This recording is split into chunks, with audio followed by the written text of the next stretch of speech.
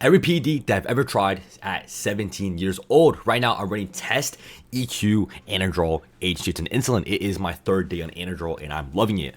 Bro, I've literally filmed like 6 YouTube videos. I've edited them fully, but I just don't like how they come out.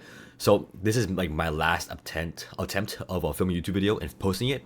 I'm gonna post it. I'm gonna edit it and post it the same day, just because it is pretty easy to record these videos. I do have a webcam coming, and I'm probably gonna film a full day of eating pretty soon, because I changed my diet a little bit and it's more interesting. But yeah, every PD that I've ever tried. Not too long of a list. It is a long list though.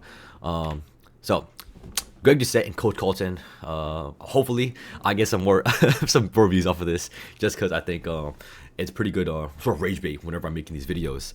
The way I like sort of format my videos, I use my age, my cycle to lure the audience in, and then some other stuff I try to show people that yeah, I may be doing some really crazy cycles, but I have some knowledge behind what I'm doing, right? Okay, sort of my cycles, what I've done. This is everything besides the dosing, just because I don't believe in posting dosages. I think that it is sort of just an ego flex if you're posting about dosages. If it's microdosing, I'm pretty fine with posting about it, just because I want to show people they can get away with a really small dose, like 18 milligrams of tren, Retta, 2.5 milligrams. It worked amazingly for me. Right now I'm on 2 milligrams of tirzepatide and 1.5 of Retta, which works amazingly. Blood work I got pretty often. I still need to get blood work done. I did get blood work done on the 7th, I think, of March. So I forgot to put it on there, but I'm also getting blood work done in April. I get it done pretty frequently, to be honest, more frequently than a lot of people on PEDs. Okay, here is the short list, a pretty short list of things that I've tried for injectable wise, besides ANAVAR. So testosterone, DHB, tren, Primo, EQ, SUPERDROL, ANADROL, and ANAVAR. Not really anything too crazy. I haven't tried Ment. I haven't tried DHB Ace or BOLDENONE Cypionate. I haven't tried what is it, Winstrol. Some stuff I haven't tried. YK11. What else is there? TRENBALONY Hex, TRENBALONY Enanthate. I've tried almost everything, to be honest. Actually, I'm lying. I might try T-ball. I might try Ment. That's probably the only things that I'll try soon. And Halo, I guess, just to see how I like it. Winstrol, once I do a cut over the summer for fun. I might do a 3-week mini cut and show you guys how I would structure it. Like a 3-week 1,000 calorie deficit, get to like around 10% body fat just over the summer, for more content also. But yeah, all the compounds I've tried up here. And first one, testosterone. My first testosterone dose was 275 milligrams, low dose. Start with the low dose always. I didn't see any gyno from this, which is weird because you'll see later on. But I started with 275 milligrams. I grew amazingly. I stuck this in for how many weeks? I kept that in for about 2 months before I titrated upwards. No AIs, nothing else. I should have had growth hormone. I couldn't afford it. But I couldn't afford it and withstand that for a while, so I just put it off for a little bit. But testosterone and that day, I started off with that. I loved it. I love testosterone. Testosterone is definitely a base for every cycle you do. You need testosterone. The ester doesn't matter too much. I made a video about this, but cypionate, enanthate, propionate, isocap, succinon, phenylpropionate, propionate, I promise you it's all the same. There might be some small differences in serum concentration peaks, but it's so minute and there's not enough studies to back it. I just stick to testosterone, enanthate, and propionate because that's what I have the most access to. But some people respond the best to cypionate. The only thing you can do is try it out for yourself or test your genetics. Even so, it is pretty hard to test your genetics because your PD's S7 enzyme is, that's the thing that's actually cleaving off the ester. But then again, I have a full video on testosterone esters and what I think about them. Pin testosterone every day. You want to have the most stable serum levels as you can. Second compound ever tried was Primo. I bought Primo my sophomore year of high school. So I was a sophomore in high school buying Primo and test. I bought 15 to 20 vials. I'm still sitting on 10 vials of Primo, I think, from Pharmaco, the OG Pharmaco. I paid a lot for it because I knew it was real. Obviously, you can get those for cheaper now from like some pretty bad sources, but you want to stay around the 150 to 100 milligram per milliliter mark because anything above that does have solvents like EO or ethyl oleate, which isn't preferred. I'd rather save my inflammation for things like injectable ANADROL, injectable SUPERDROL, but I'll talk about that later too. Primo's amazing. Primo is amazing for keeping your E2 low. It works amazing as an AI, but I am a high aromatizer, so I need a lot of Primo, which just isn't sustainable financially if I'm trying to run it for a very long time. I'd rather save my vials for a contest prep when I really need to control my variables. Primo, a very amazing look. I look very lean on it. Obviously I was lean, so that was a factor too. But yeah, test Primo, probably one of the safest cycles you can do. Again, I said before, 100 to 150. 150 is max. I haven't seen 150 without a limited at the oleate. I saw that 115 was the max that Chase Irons brooded at. But yeah, I used 100 milligram per milliliter test. No, Primobolan. And that there is oral Primo, but it's just inferior in the bioavailability. But yeah, Primo is definitely amazing. I love Primo. I wish I had an infinite supply of it. Third compound was Tren, which is weird. Normally people don't try Tren until later on, but I tried Tren I think August of 2025. Yeah, August or late July. I love Tren. But I only used it at 18 milligrams, so it was not a very high dosage. The highest I ever went was 70 milligrams, but I had 1 day of bad sleep and I just dropped Tren completely, simply just because I didn't want to deal with the, the mental sides and also the sleep. I value my sleep a lot. It was 1 day, so I probably overreacted. It was probably other external factors. I definitely tried Tren again during the summer. You want to start with Trembling Acetate because it is a shorter ester. And same thing, if you encounter issues with sleep, if you encounter issues with libido, anger, you can simply just drop it and it'll be out of your system faster because it has a shorter half-life in comparison to Trembolone Hex or Trembolone Enanthate. You can start with acetate and then swap towards Enanthate or Hex. There are some slight differences of how your body processes it. But the main thing is always start with acetate to stay as safe as possible. 18 worked amazing for me. I did it for the nutrition partitioning. It also gave me an insane look. I'm also a very vascular person, so it just simply exacerbated my vascularity. ANAVAR. I tried ANAVAR max, I think 50 milligrams. But 50 milligrams is the most I'd ever do. Just because I didn't see really any difference between 25 and 50 milligrams. Amazing performance enhancer. I used it in a prolonged cut to make sure my training was with holding upwards. I was so progressively overloading. I did 12.5 milligrams sublingually before I worked out, about 30 minutes before I worked out. Worked amazingly. I love ANAVAR, but it's definitely overhyped. Don't do an ANAVAR only cycle. I don't know what has these people brainwashed. They think ANAVAR only cycles are goated. If you do ANAVAR only, your HPTA is going to shut down. You're going to have less gains than you would being natural. Simply just save the money. Use testosterone. Testosterone is miles cheaper than ANAVAR, no matter where you get it from. It is always going to be cheaper than ANAVAR. Stop being scared of needles. If you're scared of needles that badly, just simply stay natural. Nothing wrong with being natural at all. I think I used 25 milligrams recently just for social media because I noticed that the pumps are really good, but I dropped it. My lipids I think weren't too bad. I think it was like in the 30s on ANAVAR. I took it the day before too, and the same day on accident because I worked out right before, which is stupid because your AST and ALT will be skewed. But still, I think my AST and ALT it was 29 and 20, which is still amazing. DIHYDROBOLDENONE. I was the OG. I promise you, I'm one of the first people to ever even buy DHB and talk about it. I bought DHB the start of my junior year. So what was that, 2024? Yeah, 2024, I bought DHB. I bought 15 vials. I think 15 vials of DHB. I was sent some of it, but I bought 15 vials, yeah. I used 100 milligram per milliliter. That's also the top range you would want to hit for DHB. Simply, it's 75, 100 will be the range you want to stay at. Anything 200 milligram per milliliter is going to have super solvents like ethyl oleate. It is just not worth it to pin it. You already need ethyl oleate to sort of suspend DHB within the oils. So it is known to be incredibly inflammatory for CRP. My CRP was 1.39 on 200-ish milligrams of dihydroboldenone. It didn't really affect me too much. It was DHB though. It is pretty common right now to see DHB as actually methyl test instead of DHB, just because the raws aren't really abundant for DHB, so people are faking it with a methyl test. Yeah, I love DHB. DHB, it is what people say. It is a look between test and trend. Primo and trend. DHB, I saw nothing with my cognition. People say that DHB makes them feel really slow, but I didn't notice a difference, to be honest. And even now, I'm finally tapping into nootropics. I have a GB115 and also bromotain, modafinil, modafinil. I'm gonna buy like 50 grams of dihexa soon to start using it. It's you want to stay away from these compounds if they are affecting your brain. It's just not worth it.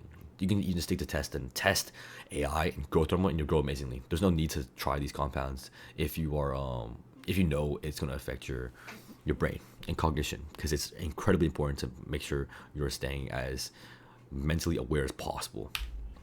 SUPERDROL. SUPERDROL is probably one of the most controversial things that I've ever tried. SUPERDROL, I think I did it in November of last year, so 4 months ago. I think I ran it for 3 weeks, around 3 weeks. I liked it a lot. Very good look, very full. The only reason why I use it is because I'm collecting as much data as possible. That's the whole reason why I'm trying so many compounds. I want to collect as much data as possible for a contest prep. In a contest prep setting, I don't want to be shooting in the dark. I don't want to add in SUPERDROL for a peak week and then shit the bed. I know SUPERDROL. I react completely fine with it. Injectable SUPERDROL is what I use. I pinned around my my shoulders because it is also a slight side enhancement. It worked amazingly. Amazing. I love SUPERDROL. It brought my HDO to 20. What was it? 24 or 26. And Greg just said was not happy with that. But understand DHB plus SUPERDROL. Obviously, it is going to skew it. No ezetimibe, no any statins. All I had was citrobbergamot that I used. I'd say it's a pretty good response. But next time I try, I definitely use ezetimibe and a statin to make sure my lipids are staying within range. I think I have pretty good genetics when it comes to withstanding the side effects of taking PEDs. SUPERDROL, I think I used 40 milligram per milliliter. 25 also works. Obviously, again, the higher concentration you have, the more solvents they're using to suspend it. It's just oral. Mask. It's literally just oral mask and then put back into oil. So it's pretty neat. I like SUPERDROL a lot. I would use it in a peak week setting. I think I'll use it 30 milligrams last 9 days. I think I would not lose any fullness. I'll only gain fullness and I'll only gain more conditioning. I loved my look on SUPERDROL. But that's also the time where I blew up the most on social media. I think it was because I used SUPERDROL and I was using DHB, which are two very controversial compounds. EQ, boldenone undeclinate. Obviously, boldenone cypionate is going to be a superior one because it is a shorter ester. I'm using EQ right now mainly because I know I'm a high aromatizer. After my second health phase, I ran 150 test and I gave myself gyno. I gave myself gyno on 150 test because I started to notice that I had a nipple sensitivity, right? And I had a low dose of AI in, but I thought might as well remove the AI and give myself gyno for experiment. So I'll probably post a YouTube video within the next month or two, showing you guys my protocol to get rid of gyno if you catch it early enough. But yeah, I did in fact give myself gyno for social media, just to prove that you can get rid of it if you catch it early enough. But then again, to go back to EQ, EQ is amazing. I'm using EQ because I'm a high aromatizer and because Primo is very expensive. If I was to run test and Primo, it would have to be a 1-to-1 or 1-to-1.2 ratio of test and Primo, which is incredibly expensive. Yeah, I could probably afford it, but I'd rather spend the money towards more growth hormone instead of more Primo when EQ works amazingly. Only downside to EQ is that I notice I get really hungry, which is why I have to use low dose tirzepatide and low dose retatrutide to sort of mask the hunger. Not completely crush it, but just to the point where it's manageable. I think my hunger on EQ is very manageable right now. I like it a lot. I have no complaints. I'm using 300 milligrams per milliliter. EQ raws are basically just liquid, so nothing too much to worry about. People worry about like the syrup blood. They worry about how much blood they need to donate, how often. I wouldn't donate blood if you're taking EQ, because that's a temporary fix to a long-term issue. Either you're not drinking enough water or you have it's a genetic issue. But I know Togi has really small red blood cells. That's why his RBC is very high, but he knew that ahead of time because he got it tested, which is why I think it's very important for people to get their blood work done early. The most comprehensive blood panel should be the one you are natural, so you have a reference to look back to when you have these issues with like red blood cell, hematocrit. But I drink like 5 to 7 liters of water a day. Stay hydrated before your blood work also, so you have accurate representation of what your bloods actually look like. But yeah, Nothing too complicated about EQ. If your platelets are high, you can use something like nattokinase at a pretty moderate dose. What is it? I think I used the 10k FU ish. Yeah, 10k FU of nattokinase, and that keeps my platelets within range. And I just tried this recently. 2 days ago was when I first started. Is injectable ANADROL. I am using it as a side enhancement again. Also just to try it. I noticed that whenever I did SUPERDROL, I injected into my left shoulder a little bit too often. So my left delt, front delt, is bigger than my right delt. So I am using ANADROL purely in my right delt, along with doing unilateral lateral raise to bring up my right delt, simply just to bring up the weak points. I'll see how this works for about 3 weeks. I think I can tolerate pretty well, but then again, I'm going to get blood work done. I'll post the results. I'm gonna post the blood work results when I get it. It's like mid to late April. But yeah, side enhancement works perfectly. I see a lot of strength boosts for the ANADROL. And again, injectable. I don't want to mess with digestion, so I choose injectable orals always. My digestion is fine. It's just that the fact that I don't want to risk having digestion issues when using orals. Also, simply just choose a good source when it comes to using injectable orals, because you don't want to use an excessive amount of glycol or ethyl oleate, because it is going to raise your CRP. You obviously need a little bit to suspend it within the oils, so that's why I would avoid having ethyl oleate within your testosterone, within your EQ, within your primo, and save it for these injectable orals. You're sort of trading off the inflammation from testosterone and putting it towards something else by choosing a better source. Well, that's the way I think. But you can also just avoid using injectable orals altogether and stick to like testosterone, AI, or testosterone primo, test MAST, test EQ. Oh yeah, I have 20 vials of testosterone, Masteron coming in, so I'll be trying Masteron when I'm leaner. Obviously, I'm pretty lean right now, but I'd rather try it when I'm like sub 10% body fat. So, or I might just sit on it until I prep for a show. Hopefully, it doesn't shred my hair. I've never seen any issues with hair whenever I've been running PEDs. My hair's been fine. Nothing too much to worry about for hair wise. I've ran primo, no hair loss. Only thing I've noticed with hair is that my hair grows really fast whenever I'm taking PEDs, along with GHKCU. My hair quality got a lot better when I started taking GHKCU. I think I run 5 milligrams a day of GHKCU along with topical. But yeah, it's pretty chill. Honorable mention, I love cock bombs. It's 20 Cialis and 50 Viagra. I was giving it out at the Arnold like crazy to my friends. Dude, if you saw in Dorian's video, Dorian Srirachi, his video, I was giving him a cock bomb too. The vascularity is insane. I'm already a vascular person. It made me look even more vascular. But I wouldn't use it on the show because I think my veins would mask my striations, which is the issue Nick Walker has right now. But yeah, I love cock bombs. I use it every now and then just for filming videos. But yeah, that's pretty much it for all the compounds that I've tried and what I think about them. Favorite one, testosterone. Second favorite, probably DHB and primo. Tren is, I've never tried too much of it or prolonged period, so I can't rank it yet. I'll put ANADROL above SUPERDROL just because I think the PIP isn't as bad with ANADROL, but I don't know. I'll make a video again about everything I've tried within the next few months just for an update. But yeah, I put this video out for you guys because I think that you guys, I haven't posted for a very long time and I want you guys to have something to watch. Again, if you want to sign for coaching, there's a Google form, fill it out. I'm going through them very slowly because I want to keep my client load manageable. Use my code at EKKOVISION, code GOO, and also Throne in Disguise Research, code GOO. It helps me a lot. I just used the money from my EKKOVISION payout to buy a webcam. So right now I'm recording on a camera, on a tripod, on top of my monitor. So I'll be using a webcam in the future. Well, hopefully it means I can push out more videos, because the main thing about editing is that I have to edit the footage from the camera and match it up with the actual footage from the computer, which is just really annoying. But yeah, that's pretty much it. Thank you guys for watching. I'm sorry if this video is very sloppy, but comment down below if you're already at this point. Comment down below any more video ideas, because I really want to post more YouTube videos, but I haven't had the ideas to click in my brain. I've also been pretty busy, but comment down video ideas and I'll try to post more. I promise you guys. I promise I'll post more. And literally over the summer, I'm gonna have 3 months where I'm gonna be just filming content every day, posting as much content as I can. Hopefully 2 to 3 YouTube videos a week during the summer, along with Twitch or Kick streams while I'm playing games. Cause I do want to get back into playing games like Apex, Valorant, CS:GO, Rainbow Six Siege. But yeah, thank you for watching, and I'll see you guys very soon.